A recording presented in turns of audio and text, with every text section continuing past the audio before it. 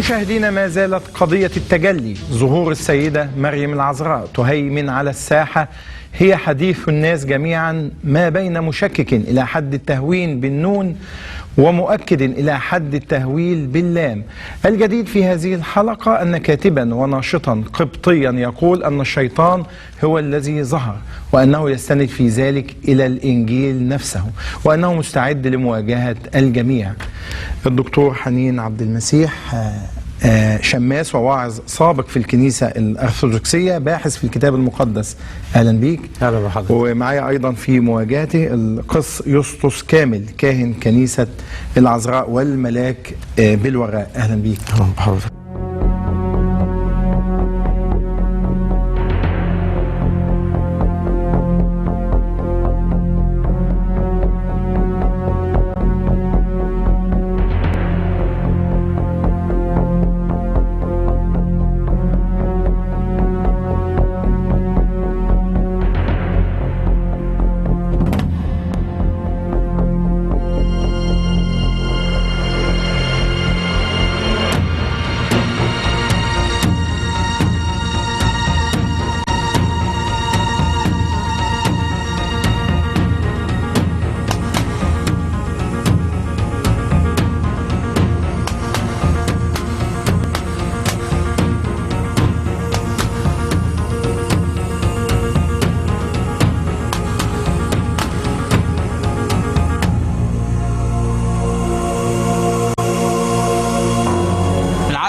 قديسة وعلى عيننا وعلى راسنا وبناخدها قدوة لينا، لكن ما تتعبتش، ما تتحطش جنب الله. ما يقولولهاش في الكنيسة نسبحك، بتتقال الكلام ده في صلوات الأجبية في الكنيسة الأرثوذكسية، نسبحك.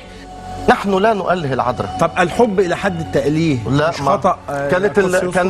كان يبقى أولى أن الكنيسة الكاثوليكية هي تبقى كنيسة كافرة، لأن الكنيسة الكاثوليكية أخذت العذراء إلى مكانة سووها بربنا. بيصلوا يقولوا اياتها العذراء الطاهره اسبلي ظلك السريع المعونه على عبدك. معونه. واحد يقف قدام الصوره بتاعتها يقول لها اسبلي ظلك السريع المعونه على عبدك. دكتور حنين، عايز ابدا معاك يعني نقل القضيه من منطقه القداسه الى الشيطنه او الى الشيطان، يعني قضيه يمكن ان تحدث صدمه عند البعض، عند الجميع، انك تنقل القضيه من قضيه القداسه الى قضيه الشيطنه او الشيطان. يعني ايه ملخص هذا المفهوم؟ انا لما احب اقول راي اكون واثق منه كمسيحي، لازم ارجع في رايي ده للكتاب المقدس او الانجيل اللي في ايماني هو الموحى به من الله ومعصوم من الخطا. نص المقدس ينقل القضيه من منطقه القداسه الى الشيطان، يعني ما يحدث هو صوره من صور الشيطان بالظبط. الكتاب المقدس بيأكد دوت بشواهد عديده هذكرها لحضرتك واحد واحد. الشواهد اللي يخليك تقول انه هذا الجدل الذي يهتم به الناس جميعا المتعلق بظهور السيدة مريم العذراء، يعني هذا الجدل انت بتنقله من منطقة القداسة الى منطقة الشيطان، يعني انه هذا هو الشيطان. طيب قبل ما اخش في النقطة دي في عجالة في دقيقة او دقيقتين، هطرح بس الآراء اللي مطروحة على الساحة. المعارضين بيقولوا ان دي تخيلات وإيحاءات نفسية، ده رأي من رأي المعارضين. رأي تاني بيقول إنها بفعل فاعل بليزر أو ألعاب نارية أو غيره إلى آخره، ده رأي تاني. المؤيدين من الكنيسة الأرثوذكسية بيقولوا إن لا، ده ظهور حقيقي للعذراء. بالنسبة للآراء المشككين الرأيين دول أنا مش متفق معهم، أو مش متفق مع الثلاث آراء عموما. اللي بيقولوا دي تخيلات نفسية، تخيلات لو واحد أو اثنين أو ثلاثة تخيلوا كده، لكن آلاف الناس شافت وآلاف الناس سجلت بموبايلات وجات على سيطرة يعني انت ما بتنكرش ان الناس شافت؟ في ظهورات حصلت وفي معجزات حصلت، لكن انا بختلف معاهم مصدرها ايه. طب يعني مصدرها الله ولا الشيطان؟ يعني والشيطان يمكن ان يفعل معجزات، يعني يمكن ان ننسب المعجزات للشيطان؟ نقطة يعني برضه قبل ما اخش في النقطة دي، نقطة الليزر مشكوك فيها برضه، لان في ظهورات حصلت في الضوء وفي النهار زي ما حصلت في الليل، في ظهورات تسلطت عليها اضواء واستمرت ظهورات، ده مش هيحصل لو ليزر. لكن ما نقدرش نشكك ان في ظواهر غير طبيعية حصلت، في ظهورات، في نور، في معجزات بشهادة مسلمين ومسيحيين. طيب ما هو انت عشان كده انت يعني واخد منطقة ثالثة تماما بالظبط، انك لا مع وجهة نظر المشككين في ان ده دجل وشعوذة وانه مفيش حاجة بتظهر، انت بتقول لا، في حاجة بتظهر، وانه المسألة لا هي ليزر ولا ألعاب ولا أوهام وخيالات، ولكنها حقيقة. بالظبط. انا هستند يعني اساسا وباختصار على 5 أدلة او 5 مقاطع صغيرة وسريعة في الكتاب المقدس بأكد بيها حقيقة ان اللي بيظهر ده الشيطان. اول دليل ان الكتاب المقدس بيأكد ان الشيطان يستطيع ان يظهر على شكل ملاك او نور او قديس.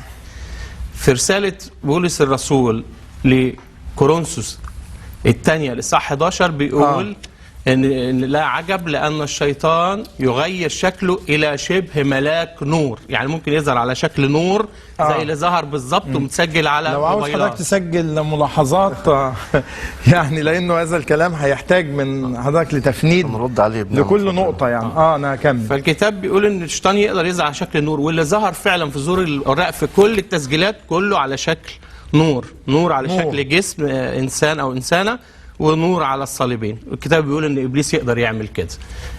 دي حاجه هو اللي بيظهر، يعني انت عايز تقول انه لانه بيظهر على شكل نور فقط، يعني ما عنديش ملامح تانية سوى هذا النور. ولكن يتفق مع ما جاء في الكتاب المقدس. بالظبط. والكتاب بيأكد اكتر من كده انه يظهر على شكل، يقدر يشتغل على شكل قديس او قديسه زي العذراء مريم بملامح كمان، مش نور بس.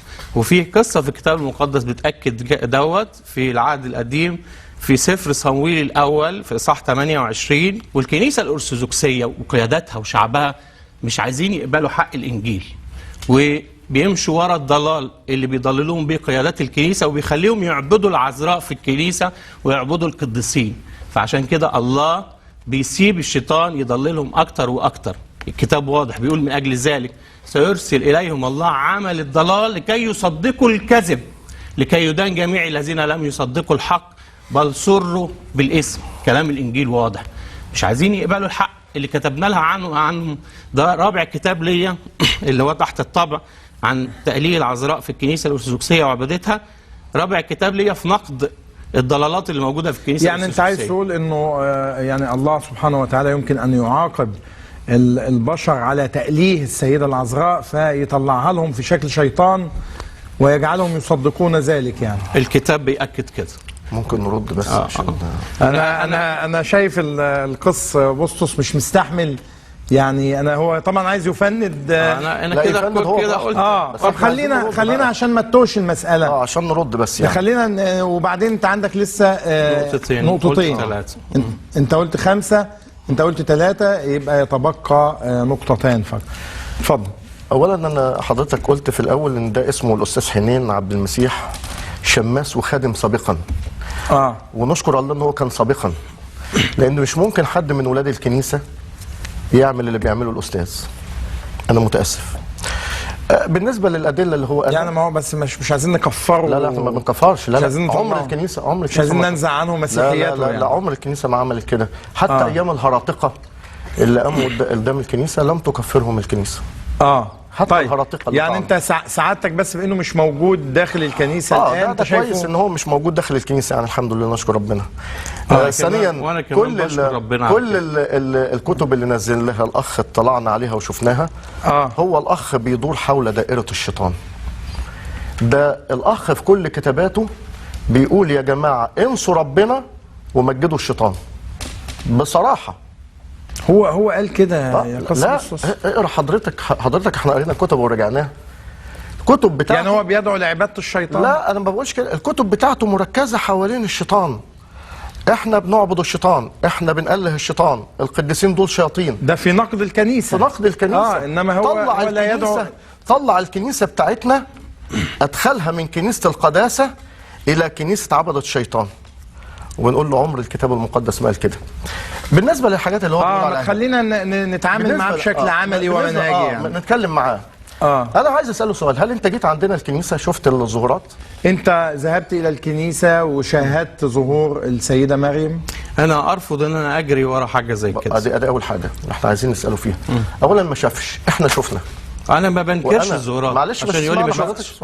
انا مصدق ان انتوا شفتوه ومصدق اللي متصور على الموبايلات. انا اديتك فرصتك. هو اداني الكلام. اولا هو ما جاش عشان يشوف. ما انت سالت سؤال يعني خلينا يجاوب. هو بيقول الشيطان ممكن يظهر على شكل نور.